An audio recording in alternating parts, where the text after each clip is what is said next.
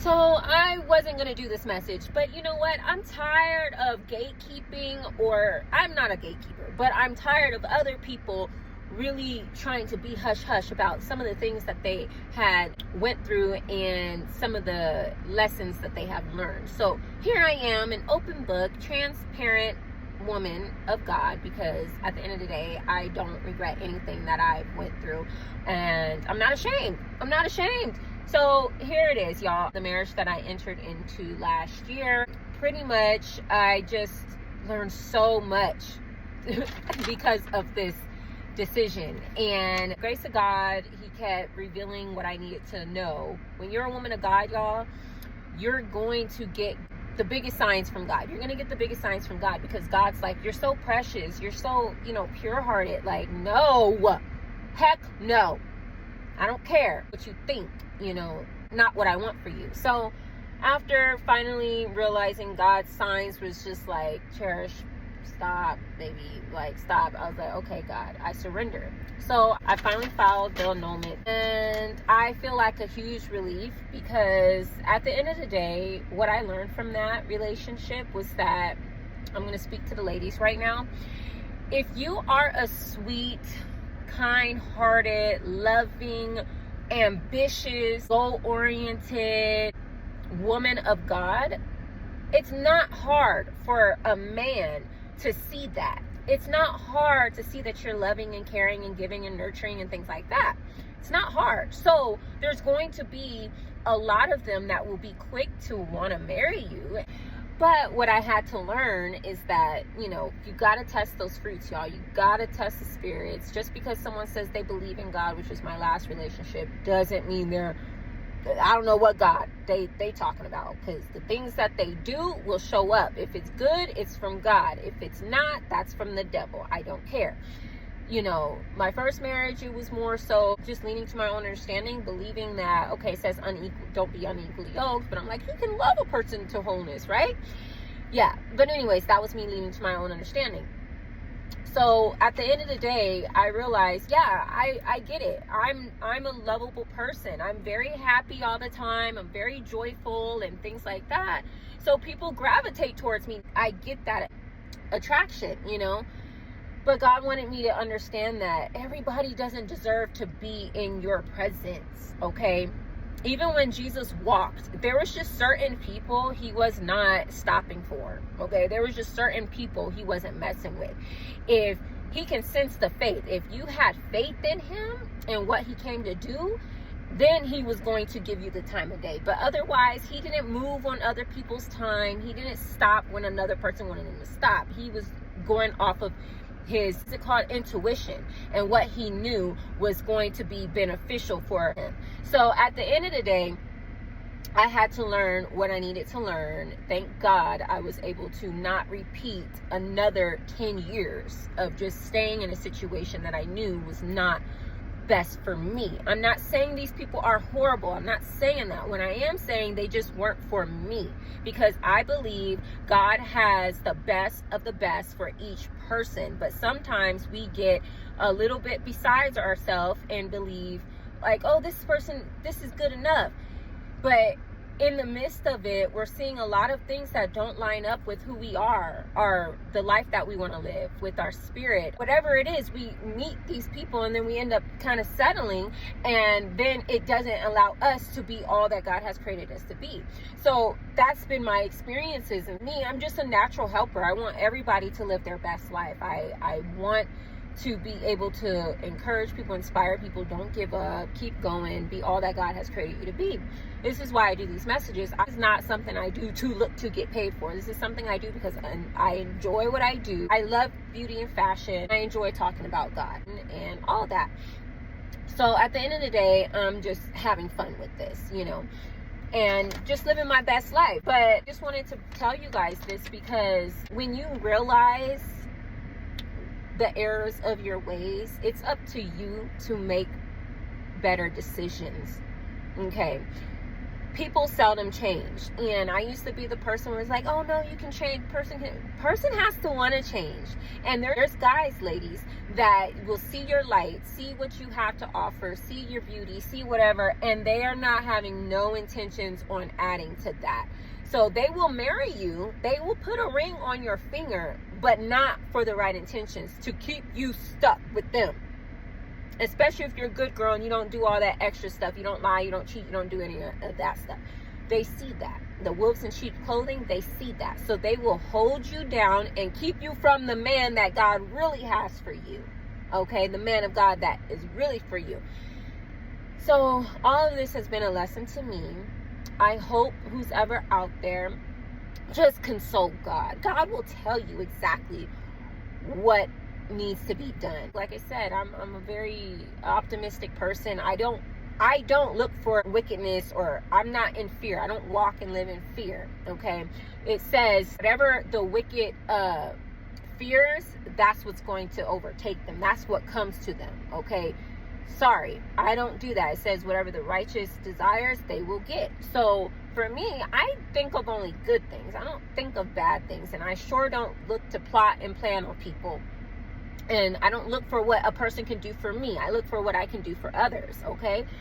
So during the relationship, after we got married, God started revealing so much to me. And I'm just like, dang, God, like, I really feel bad for the women that aren't connected with you, because I can see how the cycle can continue with this person telling you all the good stuff that you want to hear, but then there's no action. So once God really had me looking at scriptures and saying, obviously, don't be around people that are just talking and they're not doing the work. You got to check the fruits, and don't, be around people that are easily angered. A double-minded man is unstable in all his ways. Like, when God really starts, and this is what I'm saying, you guys, God won't reveal certain things to you until the time is right. And I read the Bible. I'm very connected to God. So God wasn't really pointing out these specific scriptures to me until I was actually in the situation. So I was like, dang, God, what did I do again? I thought I was right. He said I saw it though.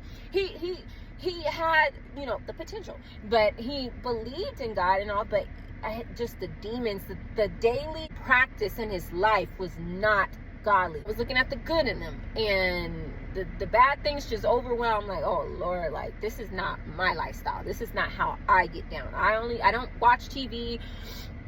I listen to only gospel Christian music for the most part. If I do listen to other music, it has to be positive music about love, about just uplifting music. I don't like to listen to things that just are just a hot, raggedy, ratchet mess. No.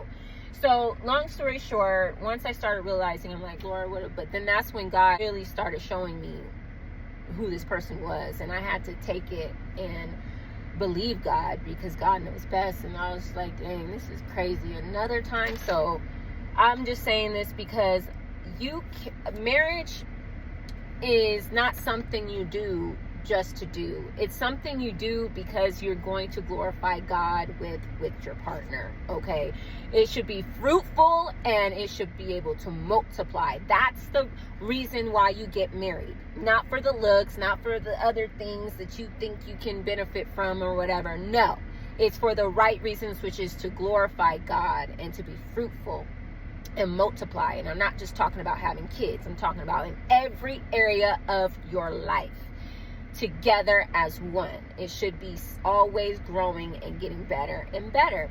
And God really revealed to me after the second marriage. So now, not only if I am led to get married a third time, I'm definitely going to know exactly what to do.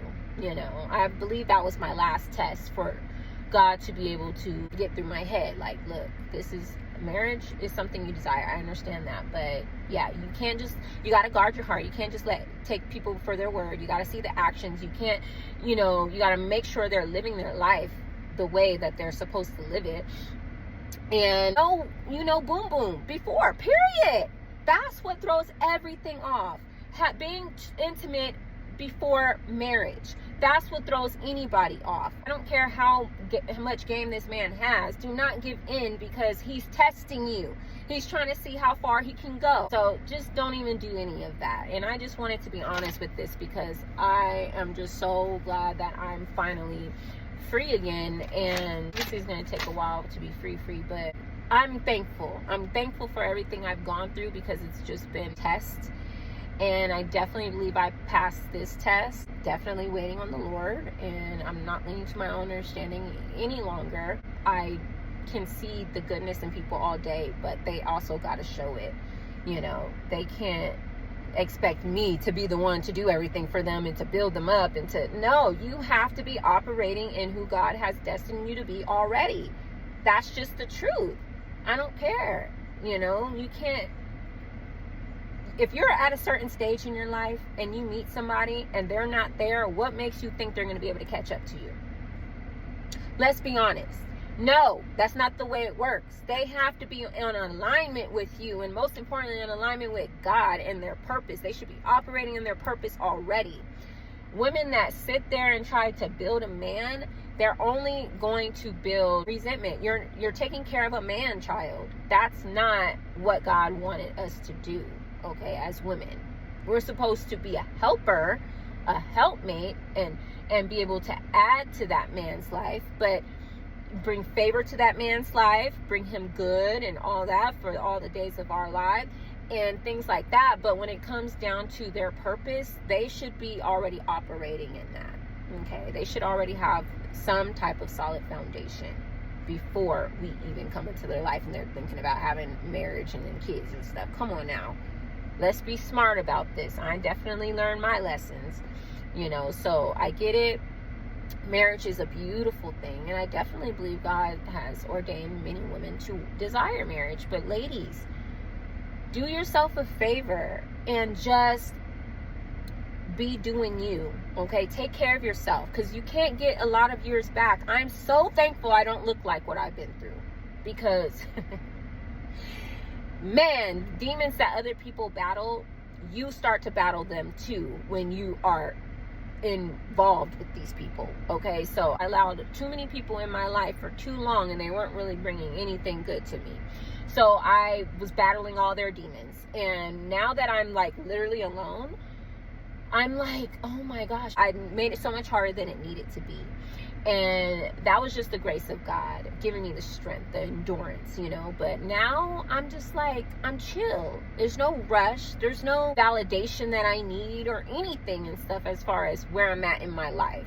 You get what I'm saying? Like, I'm at an age right now where, you know, people were like, oh, you're not married or you don't have kids. But I've experienced that now. So now that I've experienced that, I'm like, yeah, it's worth waiting to do it the right way, ladies. It is. So just be patient, trust God and his timing, and everything will go according to his plan, so it can last, because everything that comes from God should last. It should last.